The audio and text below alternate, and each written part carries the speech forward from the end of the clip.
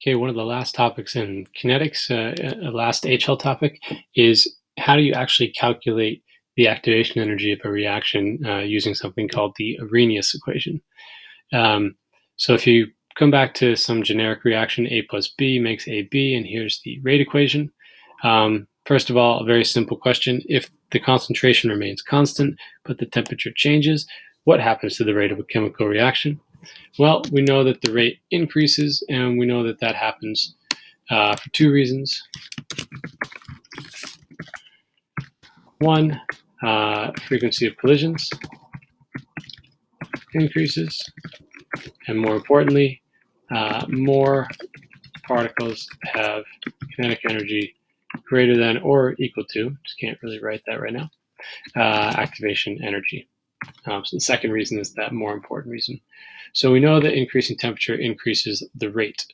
Okay, well, mathematically, if you look at this equation and you need the rate to go up, but you haven't touched A and you haven't touched B, then what must change about the rate equation? The only mathematical answer for how this equation can still hold true, if you don't change concentrations, but the rate goes up, it must mean that if the rate goes up,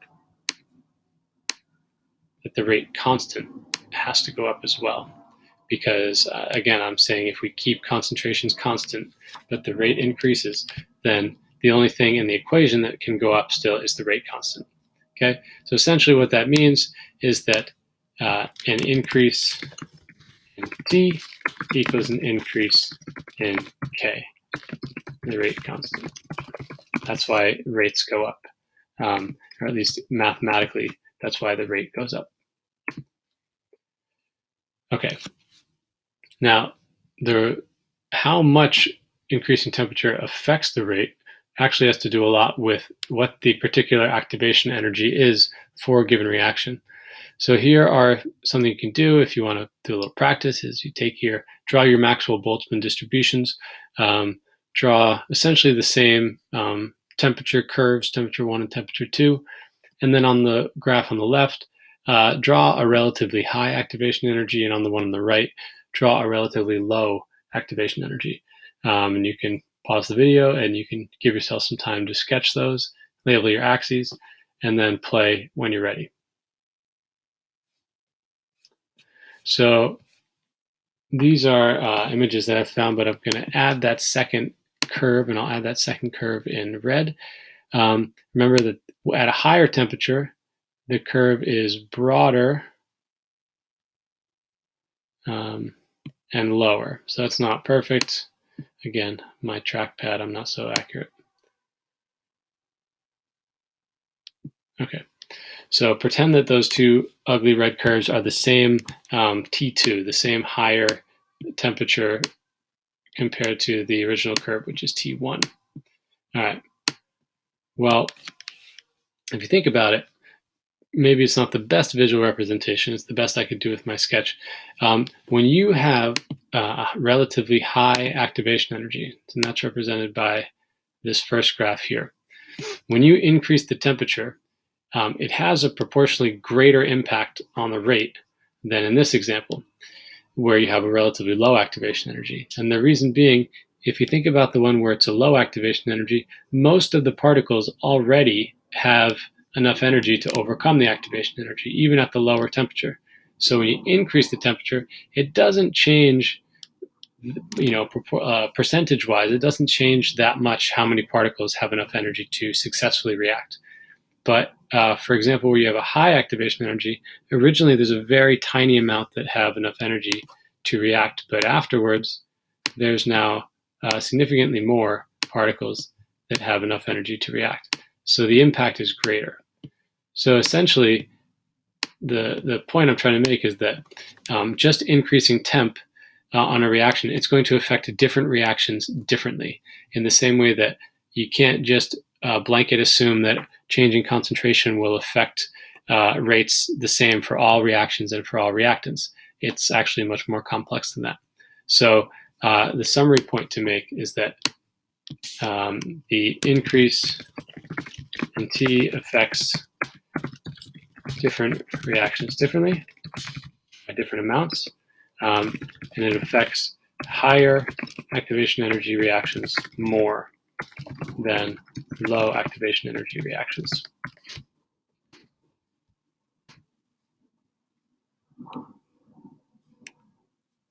Okay, so I already summarized that part on the previous page. There is a quantitative equation that was developed by a chemist named Arrhenius. So it's called the Arrhenius Equation. It's in table 1 of the data booklet, so you don't need to memorize this equation. This is the sort of exponential form of it, and it's not really what we're going to work with, but it's just the original form of the equation. It relates these three things together. So K, we know, is the rate constant. T is the absolute temperature, which means it's in Kelvin. R is the gas law constant, which is 8.314, which is in your data booklet, table 2. E sub A, we know, is the activation energy. That little letter E is that, wonderful number in math that's involved in natural logs. You can probably see where this is going. And A, the newest symbol for you, is something called the Arrhenius constant. It also has a couple other names, and so I'm going to tackle those right now. The Arrhenius constant it could also be called the pre-exponential factor. It's called that because it comes before the exponential term in the equation. And it's also called the frequency factor. And essentially what it is it is a measure of the probability of collisions. So it's the probability of collisions and collisions with correct orientation. So for a given reaction, that's going to vary based on how complex the molecules are, the size of the container that they're in, how many particles are involved.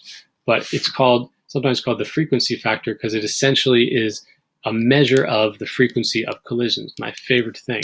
So it has to do with quantifying frequency of collisions. It's something that's very hard to sort of predict and give a value to unless you're measuring it experimentally. So A can be determined experimentally, this Arrhenius constant. But better terms for it besides the Arrhenius constant are the pre-exponential factor or the frequency factor. Frequency factor is probably the better term to remember because it will help you remember that it gives you, it's a measure of the probability of collisions with correct orientation, or the probability of the frequency of collisions. Anyways, this equation relates all these different values together quantitatively, okay? But it's exponential, and that's a bit challenging to deal with. However, exponential equations can be rewritten using natural logs, or logs in general. So if you take the log of both sides of this, or the natural log of both sides, the E term is going to cancel out. And so all I've done from this first equation to the second equation is taking the natural log of both sides and then reworking how I wrote it exactly. Now, again, don't freak out. This equation is also in the data booklet, table 1. Okay? So this equation still looks pretty complex until you realize if you treat it like a linear equation, y equals mx plus b, you've got ln k is the y term. For m, you have negative EA over R. So the slope is going to be the same as negative EA over R. It's supposed to say, yeah, okay. And this is, I've got it written a bit funny here. So X is the same as 1 over T. And that's where I was getting caught up on myself here. Notice that T is on the bottom here. Just because I'm fractioning off M doesn't mean I want to forget that T is on the bottom. So X is the same as 1 over T, and B is going to be the natural log of A, that Arrhenius constant. So it is a very complex looking equation, but the great thing about it is that when you rewrite it this way, when you take the natural log of your data, you end up with a linear relationship. That ln k is going to give you a linear relationship against 1 over T. That is about the only thing that comes up on paper 1 about this topic, that ln(k) is linear with 1 over T, the temperature in Kelvin, where this 1 over T is acting as X and ln(k) is acting as Y. Okay? Now, these graphs have negative slopes. You can see that from its negative EA over R. Activation energy is a positive amount of energy that is required for a reaction to take place, and R is the gas law constant, and therefore that negative sign is going to make it negative.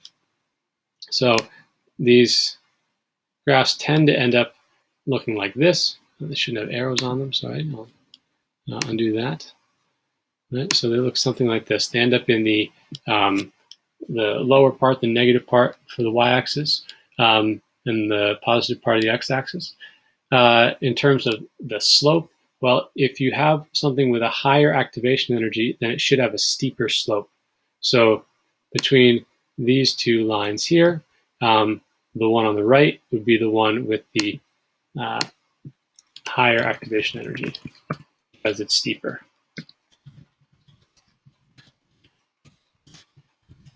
From that equation. So that's something that they could ask you about. The most common thing they have you do, though, is they give you data or they give you a graph like this, and they ask you to solve for the activation energy. Well, if you want to solve for the activation energy, you need to determine the slope,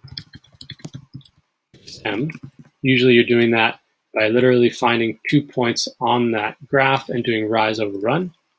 So rise over run from data points.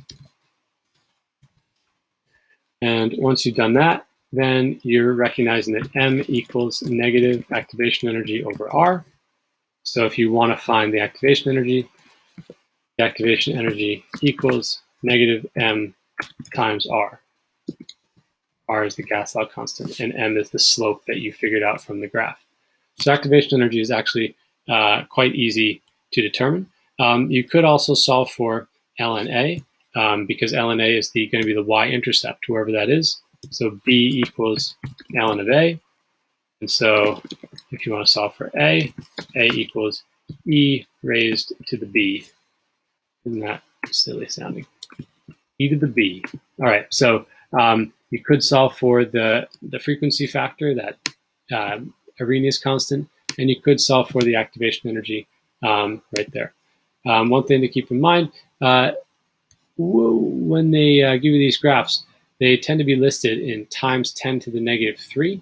The values for 1 over T, remember Kelvin is always these positive values, so the values for 1 over T are quite small, and so rather than list a bunch of tiny decimals here, they list them times 10 to the negative 3 so that the numbers can be simpler.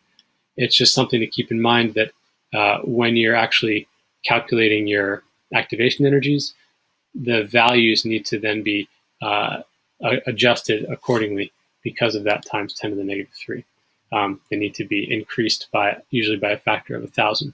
So the answers that you get out generally then are in joules, and if you times them by 1,000 to account for that thing right there in the graph, then they'll be in kilojoules or kilojoules per mole.